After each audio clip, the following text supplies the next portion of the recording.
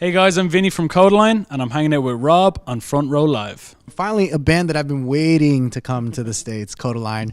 What's up, dude? How are you today? Yeah, very good, man. Yeah, excited to be back in the States. It's been a couple of years, so yeah. I heard the visas barely got approved like yesterday. Yeah, like I think we only got our passports on Monday, and then we flew on Tuesday. Man. So yeah, it's that's last minute, like. That is nerve-wracking. Right now, you guys are on tour promoting the third record, Politics of Living. Yeah. Take me into the studio with this record. You guys went back in with Johnny McDade from Snow Patrol. You guys also worked with Steve Mack on it as well. Yeah. What was the experience like on this third record? I guess for us, it was a whole different experience. Like we're normally quite like an insular band, so we kind of do everything ourselves, like, you know, and then we just work with one or two different producers. But on this one, we kind of opened it up and worked with a bunch of different songwriters, different producers. Like, so nearly every song has got a different bunch of people on it, like, you know. So that was the most different thing for us. Like, yeah. So we worked with Johnny McDade on our second album on the last track. Yeah. And then we kind of, since when we worked with him on the second album, we just kind of became really good friends, and we wanted to work with him again, and he was like kind enough and wanted to work with us again. So he kind of executive produced the whole thing. He kind of saw, like, he was across the whole thing. And then we worked with Steve Mack, we worked with another guy, Johnny Coffer, that I've all worked with, like Rag and Bone Man, Beyonce, all these amazing people. So it was a lot of fun, but I suppose it was really different for us, and it kind of took us out of our comfort zone, like, you know. So but it was good. Now how did that work out with Johnny? Because Snow Patrol was working on their new album, and then right after the album dropped, they're still on tour right now. So did you guys have to kind of put it on the back burner every once in a while? Was he working on it while, like, he was on tour, or working on his material too? It was, I don't know, it's kind of weird. It worked out really well. We're playing a couple of like arena shows with them in the UK in like February, and gotta do it here in LA though, man. So we're doing a couple of big shows with those guys next year. So it just worked out really well. Like, you know, he wasn't there for every session, but he was there for most. He kind of popped in and out of different things, and we got to work. He has he used to have, I don't know if he still has it now, but he has this amazing studio in London in like an old church. Nice. And he worked there a lot with like Ed Sheeran and stuff like that. So it was an amazing vibe. So we worked there for a bit, and he just kind of popped in and out and stuff. So but it worked out really well, and their album is amazing as well. So he managed to. He's a very busy guy. He lives off like cigarettes and coffee, and that's it. Like, it's crazy. Yeah, because he's been producing a lot of other artists as well. Yeah. So I mean, I don't know how he kind of dabbles all that, but you know, this being the second time that you guys collaborate with him, did the fact that now you guys are more friendly on this record, did that kind of change the dynamic of like him having the upper hand of being the producer? Was he still able to like tell you guys this is not possible, like you got to do this, you got to try that? Was he still able to challenge you guys in a way? I think like the way he kind of operates is like, I don't know, he has the ability to make you feel amazing, you know, and just kind of give, and he's got a way of with words, and like his main thing is like lyrics and stuff like that. And he's just prolific when it comes to kind of writing lyrics and stuff, and then if you're feeling kind of shit or whatever, like he'll just be like, right, let's just go for a quick walk, like, you know. And then he just like kind of, I don't know, he's just like, it's I've never worked with anybody like him. And it is, man. It's honest to God, like he's so cool and just like really down to earth guy. And then I suppose, like, we're both being from Ireland and stuff like that, it's just kind of, we kind of clicked as soon as we first worked together, and then it was just a kind of natural progression that we'd work together again. And and he's like, he's a really good friend of ours, like, so we still like text each other and we'd meet up for drinks and stuff like that. So he's just a easygoing guy. So what was the like writing process like on this third record? Did it change from the previous two albums? Did you guys try something different? No, definitely. It was because, like I said, I suppose it was just working with different people, like, and because normally we'd go with pretty much the whole album done, but we had the album nearly finished, and we kind of almost scrapped it and then rewrote like 60% of it. Like, the album was meant to be out like this time last year. And it was kind of around this time last year, and we were listening to it, and they're like with our record label, and we were like, it's okay. It's like, we kind of felt like that it's not gonna take you to LA. We kind of felt like we had more to say as writers and stuff, and it was like we weren't fully finished, and it was like you only get one shot to make a third album, so we were like, right, pull it back, and then we went and we opened up and worked with a load of different other people, and then finished it off. And now we're just so happy with how the album sounds. So I mean, where are you guys at on this record? When you guys came in to write it, like what was the mindset on the tracks? Like why Politics of Living? So when people hear the title of the album, they think it's gonna be really political, but it's got especially this year. Yeah, I know. Yeah, exactly. Yeah, no, it's got nothing to do with politics. I swear. No, politics. We have a track called "Politics of Living," which isn't on the album. We kind of like doing that. We did that with "In a Perfect World." There's a song called "Perfect World," but it's not on the album. So that's like the clues that exactly. Yeah. So we have a song called "Politics of Living," but it's not on the album. But it hopefully will be released. It's a really great song. Yeah. But no, the Politics of Living is basically politics of like relationships that you have with like your family and your friends and like with your girlfriend or your wife or whatever, and that kind of the different things that you have to negotiate through, like in terms of just like living, like, you know, this person doesn't talk to this person, and all that kind of politics of relationships and stuff like that. That's what it kind of means. It's not really about a political statement or whatever. But yeah, I guess going into writing this record, we didn't want to make the same record again compared from our other previous two albums, so we kind of wanted to do something new and change. And music is all about expression and growing and stuff like that, and we're kind of different people from when we were with Coming Up for Air. It's been a few 3 years? Yeah, pretty much. Yeah. So it's kind of, so we've changed, we've grown, and we pick up different influences and stuff like that. So we didn't want to make the same album again, and we want to just try something new, you know. And I think we kind of did that, and we're just kind of really happy with how it turned out. Right. As far as something new, like what did you do differently this time with the drums? Oh God. We use a lot more kind of samples and stuff like that, kind of electronic influences.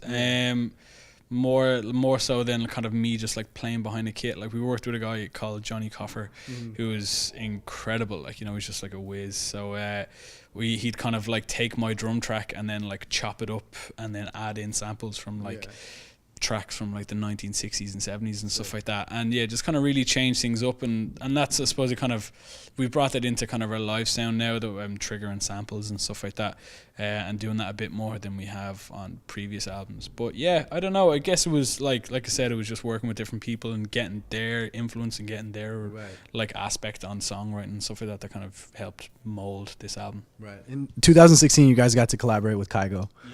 So did that kind of take some kind of influence in being a little more digital this time around? Oh yeah, for sure, man. Yeah, he's an amazing guy, and it was great to work with him. And Steve got to fly around and play some shows with him. That's and crazy. And he's a super talented guy. He's like about like being a DJ or whatever, but he's an incredible pianist, and he's a great songwriter and a lovely guy. So yeah, there's definitely some tracks on the album like that are heavily influenced by him, like you know, and that kind of EDM, kind of electronic dance music sound, like, you know. And I guess just kind of taking cues from how they structure their songs, like, you know, and just kind of transferring it into our kind of genre of music. So, but yeah, working with him was amazing. So yeah, and we worked with I don't know if you know, there's a British DJ called Sagala. He's a yes, I have heard. Yeah. So we've collaborated with a track with him on his new album that just came out. I think it came out the same day as our album. But yeah, so he's really cool, and yeah, we worked with him. So yeah, we're open to kind of working with kind of people kind of not in our lane as well, and it just broadens you as a musician and stuff like that. So yeah, it was really cool. Now, since Steve is not here right now, can you tell me like what his evolution has been like as the lead vocalist and as a performer, like in the last 3 records, since you're always seeing him on stage? God, I don't know. Best view of the house. Yeah, exactly, man. I'm telling you, like with like myself, Mark, and Steve, our guitar player Mark, and myself have been in a band. Like the 3 of us have been in a band since we were like 15 years old or something like that. So like 13 years together, 14 years together in various different bands and stuff like that. But it's always been the 3 of us. So yeah, I guess Steve is kind of, working with all these different people and picking up like different tips and stuff like that from other people has kind of really helped him in terms of his range, his capabilities as a singer. And then I guess like growing up and working with all these other people, you you pick up tips about kind of looking after yourself as well. So I think that's kind of when we first started out, it was all just about drinking and partying and stuff like that. And now it's all about going to the gym and like getting a yoga session in. And you guys have to be adults now. Yeah, exactly, yeah. And like eating vegetables and fruit and all that stuff. So yeah, we can't just eat chicken wings and drink beer anymore. So I guess kind of that, and that's just helped him and his kind of singing and stuff like that, and it's helped us all as well in terms of our playing, because when we first started it was like, yeah, let's just get wasted every night, and that's kind of not really fair. Then we never played a show like drunk or whatever, but you want to play a show at your best and stuff like that. And when we first started it, we didn't really do that, and it was kind of, people are paying money to go see you and to see you kind of at your best, and it was, so we kind of knocked that on the head fairly soon, like, and we were just like, we can't be doing that, like, you know. So yeah, we need to grow up.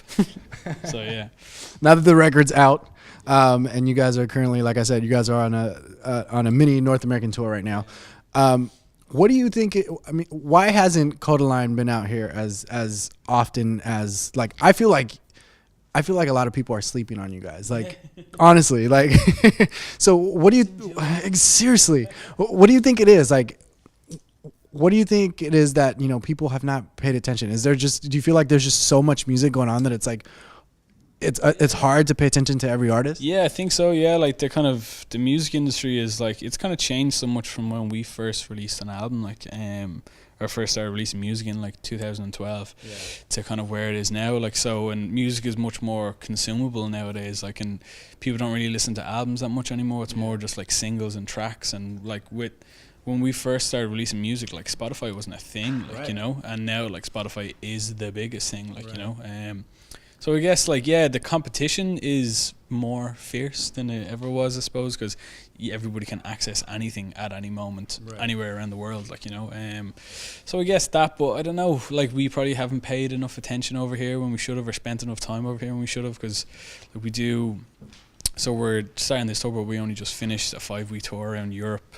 Then we have this 4-week tour around America and Canada, and then we're off to like Asia and Australia next year. So yeah, we've kind of, I don't know, there's been pockets of places where things have really kind of like exploded and blown up, like, you know, we play to like 5,000-6,000 people a night, but then we come to the States and you're playing to like 9,000 or 1,500 people a night. So it's amazing that we're able to do that in the first place. Yes, we'd love to be playing bigger places, but the fact that we can come here and like sell out a show, like, is incredible for us. So, but yeah, hopefully I think we're gonna pay more attention to America and hopefully grow here. Well, hopefully, you know, once you guys get back on the road with Johnny, you guys let them know that they need to like do another U.S. tour here and bring you guys on board. I think that's what needs to happen. I think they just need to do a full U.S. tour with you guys as like direct support. Yeah, man, definitely. Yeah, no, we love those guys. So yeah, if there's anybody going to some shows in the UK, we're going to be there playing with those guys. But yeah, hopefully they do some bigger shows over here, and yeah, we get to come along. Awesome. Now, to close this out, for those fans that are not familiar with Kodaline, what is Kodaline all about? God. That's a tough question. This is the second one you complain about, man. No, that's a tough question, man. I don't know. Why do you create music? Why does Kodaline exist? Like, what's the reason behind it? It's everything for us, I suppose. It's like, yeah, it's everything that we do. We kind of live, like, eat, sleep, and breathe Kodaline and breathe music and stuff like that. So I guess for us, music is everything. It's an expression of who we are as people, and I know we like telling stories, but like, we're very factual, like, you know, they're not made up. It's all about things that have happened to us, experience that we've all had as like individuals or as a group, or people that have come into our lives that are no longer there or that still are. So I guess we like telling stories. But yeah, no, I don't know, it's kind of, we like telling emotional stories. Yeah. But we're not all sad. It's not all sad. There's some positive stuff there. There's some dancing around you can do. You just got to catch them live whenever they come to your city. Anyways, I'm hanging out with Kodaline, their new album. Politics of Living. Their new album, Politics of Living, is out now. It is not a political record, but you guys need to check it out. The single is out right now, and it's called? Head Held High, I think, is the one that's over here. So yeah. All right. Thanks for watching here on Front Row Live.